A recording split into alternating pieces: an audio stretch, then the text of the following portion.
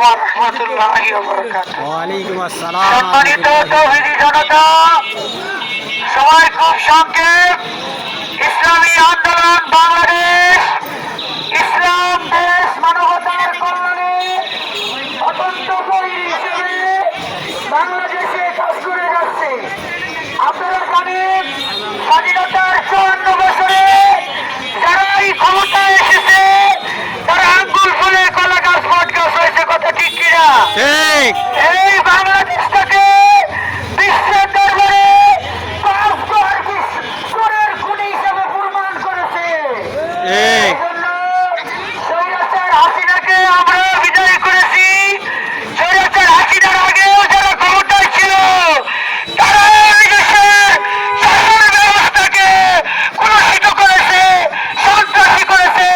জনগণ জানে এদের এই দেশে যারা ক্ষমতায় ছিল তারা জনগণের কল্যাণ, ইসলামের শাসন বাস্তবায়ন করতে পারে না। তারা ক্ষমতায় যাওয়ার আগে মদিনার সনদের কথা বলছে, কিন্তু তারা এদেশে ইসলামের নামের কথা বলে ভোটা দিয়েছে। এই জন্য আমরা বলবো, আমরা আর প্রতারিত হব না। এই জন্য ইসলামের পক্ষে একটাই মার্কা, হাত পাকা মার্কায় আমরা ভোট দিব। কোরআনের পক্ষে, ইসলামের পক্ষে, আল্লাহর পক্ষে, ইসলাম প্রতিষ্ঠার পক্ষে একটাই মার্কা, সেই মার্কার নাম হলো হাত পাকা।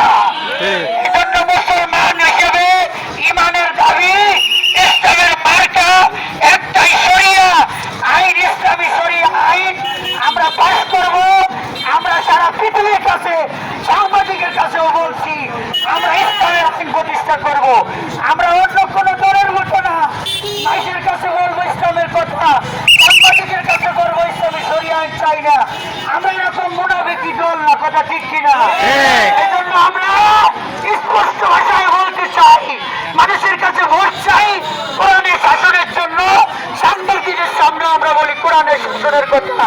এজন্য আসুন আমরা সবাই ভোটের পক্ষে কাজ করি, শান্তিশীল ভালোভাবে হাত পাকার পক্ষে ভোট চাই।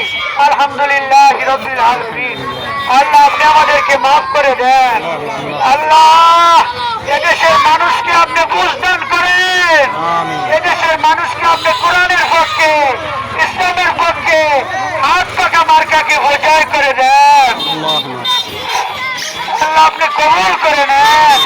আল্লাহ আপনি আমাদের ক্ষুদ্র মেহনত কবুল করে নেন। আল্লাহুম্মা। আল্লাহ আমাদের কর্মীরা নিজের টাকা খরচ করে, নিজের জান মাল খরচ করে